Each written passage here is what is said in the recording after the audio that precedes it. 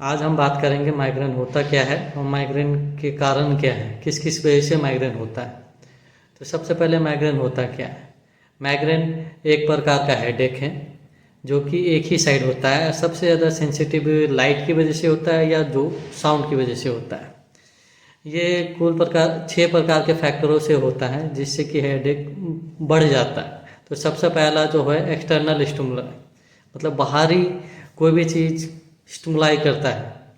तो सबसे पहला उसमें कि ब्राइट लाइट हो गया, दूसरा स्ट्रॉन्ग स्मेल हो गया, साउंड हो गया, वेदर चेंज जब होता है, मौसम जब चेंज होते हैं, और कोई खाना खाना छोड़ देता है, स्किप कर देता है, इसलिए होता है। दूसरा जो है साइकोलॉजिकल फैक्टर, जिसमें कि सबसे ज़्यादा होता है टेंशन की वजह से, कोई स्ट्रेस है दिमाग में उसकी वजह से होता है, कोई इमोशनल स्ट्रेस है उसकी वजह से होता है।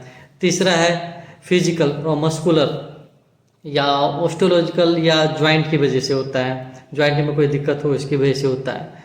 तो कोई मान लो कि कोई इंजरी हो गया है ना, जैसे कि सर में चोट लग गया, गर्दन में चोट लग गया या बाजू में चोट लग गया, उसकी वजह से भी हेडेक हो सकता है। दूसरा उसमें है कि फिजिकल में बायोमैकेनिकल डिसफंक्शन, जिसको कि जॉइंट जो होते हैं, जॉइंट अलाइनमेंट गड़बड़ हो जाए, अपनी जगह से जॉइंट हिल जाता है।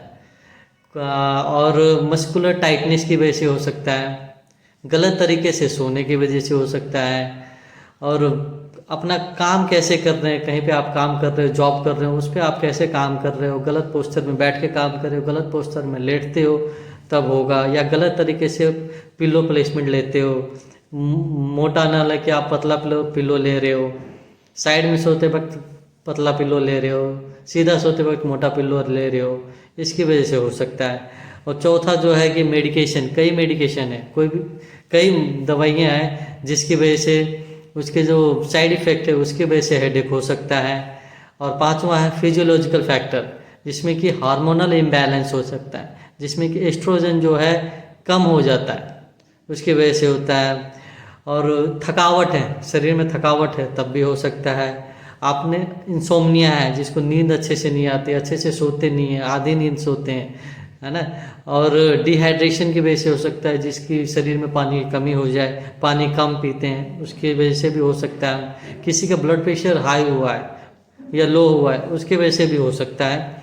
और छठा है न्यूट्रिशनल फैक्टर, कई विटामिन की वजह से भी हो सकता है, विटामिन डी है कम हो रहा है, विटामिन B12 कम है उसकी वजह से भी हो रहा है, कोई अल्कोहल कंजम्पशन कर रहा है उसकी वजह से भी हो सकता है, चॉकलेट खा रहा है ज़्यादा उसकी वजह से भी हो सकता है, कैफीन खा रहे हो उसकी वजह से भी हो सकता है। ये सारे जो फैक्टर है, ये सारे फैक्टर हेडेक को बढ़ाता है, उसके उसी को हेडेक या माइग्रेन कहते हैं। धन्यवाद।